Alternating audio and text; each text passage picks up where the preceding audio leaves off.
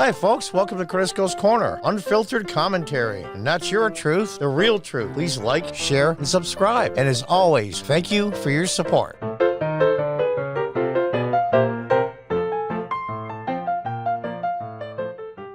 Welcome back. This is from Fox News. It's a little with Karl Rove and Data Perino, and I forgot the last guy there. He's been around for a while. It's a video on the spending bill that says it's going to cost nothing. Of course, it's going to be $3.5 trillion or whatever it is going to cost nothing. They must think we're stupid.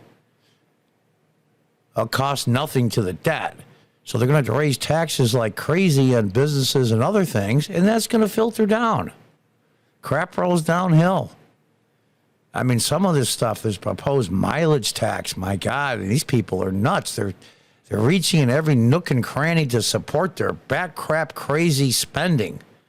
Anyway, let's see what Karl has to say. Zero price tag on the debt. This is a $0 bill. It will be paid for. This package, the reconciliation package, would cost $0. This is going to be paid for. This is not adding to the debt. Okay, there you got it. Mark those words. Democrats claiming the president's agenda would cost $0.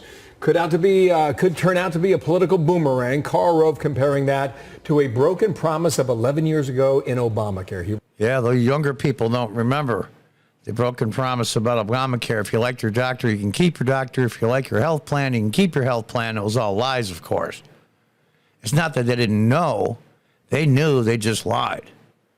So it's zero adding to the deficit, which means those trillions of dollars. Now, how these taxes, where they put it out over a 10-year period and put a bunch of gimmick taxes in there, who the hell knows? Writes this Wall Street Journal. Biden's if you like your plan moment. Karl joins us now here in New York. Well, the Affordable Care Act was undercut in part by pledges that couldn't be fulfilled. If you like your plan, you can keep your plan. If you like your doctor, you can keep your doctor. To go out and say that we're going to spend $3.5 trillion, which actually, according to the Committee Responsible Federal Budget, is $5.5 trillion when you take out the gimmicks, and it's going to cost zero, is simply ludicrous. And the idea that they're going to try and get away with the American people by saying if we spend $3.5 trillion, it's not going to cost anything, just on the surface of it sounds crazy. Of course it sounds crazy. Of course it sounds crazy because you have to remember something. 50% of all the wage earners, people that actually work in the United States, at the end of the day, pay zero net federal taxes. You're going to say, well, John, the Social Security and the federal tax, yeah, they get all their federal tax money back, plus child care credit. There's a whole list of stuff they get. So in the end, when you go to figure it all out, the bottom 50% pay less than 2% of the total federal revenue. So of course they're going to vote for it. They don't have to pay for it, but they will in the end. With inflation, inflation is one of the biggest taxes for low-income people there is. With jobs being cut, increases in pay being cut or not raised at all, benefits for your health insurance not expanding but contracting, your deductibles going up. So in the end, you're going to pay too.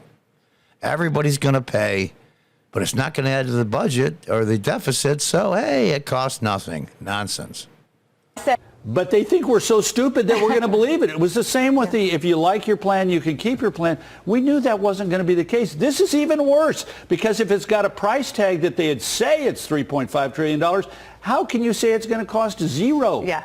Thinking passage will produce a wave of voter gratitude for all the new free stuff. Yeah, right. They've talked themselves into this. We've got to do this because the only way we're going to save ourselves in the midterms is pass all this free stuff, and people are going to reward us for it. No, they're not. People might reward them for it, but not nearly enough people as they want. Of the people that are getting quote-unquote free stuff, probably a good 70% of them will reward them. The other 30%, forget it. And all the independents, forget it. All those small businesses that are going to have higher taxes, all the workers who are going to see their benefits and wage increases slow because their companies are having to pay more taxes, all the people who are going to see their assets, all the their goodies for retirement the accounts, unions. all the goodies for the unions are lot going of to it. irritate a lot of people. Really, you're going to give people $8,000 to buy an electric car, even if you're making $800,000 a year. But we're going to give you $12,500 if you get it from a union manufacturer, Right. a union plant, as opposed to a The point non-union is, plant. there's so Now, did you listen to that? That must be part of their new Green Deal climate change. Folks, the fact of the matter is, the vast majority of electricity produced in the United States is from coal-burning plants. You idiots. Moronic. That's why France, well, they're starting to close them. I don't know why. Vast majority, I think it's like 85% of electricity produced in France is from nuclear. If you're going to be really serious about carbon emissions and climate change, and you don't discuss nuclear, then you're a liar or a moron, one of the two. So how many low-income people are going to be buying these $60,000 electric cars? These people are just ridiculously stupid. much in here. Yeah. The list runs from New York to Austin, Texas, and you don't know it, as Nancy Pelosi said one time, until we pass They it. released they posted the bill on Saturday night. It is 2,465 pages long. I want to know what members are going to would vote for this today who've actually read the darn bill. I've tried to read parts. Isn't that a shame? Madam Speaker, she can't watch the Democrat-Republican ball game because she's on the phone trying to put out fires in her own party because they're back crap crazy. I mean, herding cats is being kind. Unbelievable. What'd she say the other day? Don't look at the dollar amount. Look at the moral of it. No, you have to look at the dollar amount because you're going to have to pay that back someday. Or your grandkids or your children. And you won't have to. Of it, and it's so obscure in this bill. If you violate an OSHA, an Occupational Safety Health Administration ruling, your fine is now 10 times what it used to be. Wow. So if it was a $7,000 fine, which was sort of the average, you're now going to be paying $70,000. Okay, I want to ask you about this. So Joe Manchin he's senator from West Virginia. He's basically saying, I'm a no on this. So Right. we know that progressives and maybe some moderates are mad at Joe Manchin. But what I noticed today, and I picked up a lot on, and they're not being subtle about it, actually. They're not hiding the fact that they're actually mad at President Biden. Right. Because he's not been working the phones and giving speeches. And it seems like the White House has said, they basically said, he's not going to beg. Yeah, that's what they said. The fact of the matter is, and I don't say this with any joy because I'm an American, the man's not there most of the day. Whatever they give him to, they parade him out in public to make him coherent. I don't know. I'm not a doctor. I'm assuming it's safe. Whatever they're giving him, it only lasts for a few hours every day. He can't be calling dozens of people. He just doesn't have the mental faculties for it. I'm sorry, he doesn't. And like I said, I take no joy in that. That's why he's not going out and calling people and doing all the things that presidents do to get a bill passed. Because he can. Yeah. So what's going to happen? Well, it's not just Manchin, it's Sinema. So they've got, at best, they've got 48 Democrats in the Senate, and they need 51 to get it passed. They're not going to pass it under the current circumstances. And I love it. They're now saying, okay, well, it's up to Sinema and Manchin to tell us how much money they are willing to spend. And Manchin says, we need to step back for a minute and figure out, let's take our time to figure out what we actually can afford to do and need to do. Now, Joe Manchin, I used to have a lot of respect for, but lost a lot when he voted for the impeachments, which was stupid. He's in a very red state now in West Virginia, and he's a Democrat. But he's supposedly the old school Democrats, like I used to be when I was a city councilman in the early 2000s, now Republican. He's in a spot.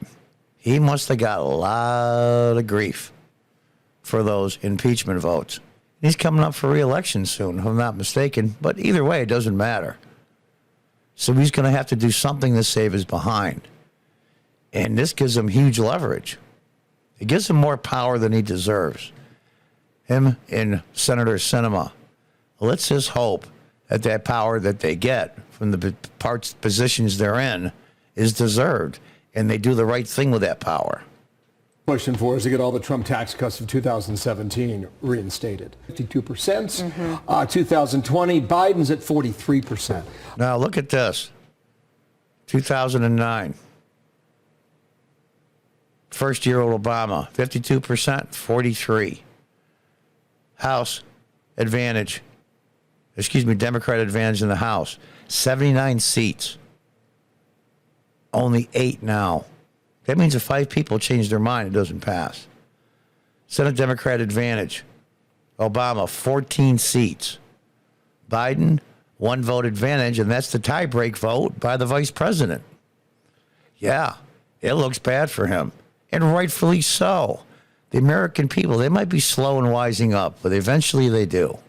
I went to some of the state polling this past week. This is amazing stuff here now. State of Colorado came out with a poll, a state that Biden won by 14 points. His approval rating in Colorado is at 42%. In North Carolina, that was razor thin. He's at 38%. In Texas, a state Trump won by 9 points, he's at 32%. In Iowa, a state that Trump won by 10 points, you have to factor that in, he's at 31%. I don't know what else is underneath there. But none of that sounds good for a president who's been in office for 8.5 months. No, in fact, if you look at it, it's not just those states. You've got to look at if you're dropping in states all across the country, you're dropping in all the states across the country. That's right. That's right. They aren't isolated incidents. People watch the same news, even though there's different cultures in different states and different lifestyles. Eventually, they come around. If you're taking big hits in a bunch of states, you're taking hits in all the states. Right. So he is underwater nationwide and underwater in critical battleground states that are going to decide the outcome of the 2022 Senate races.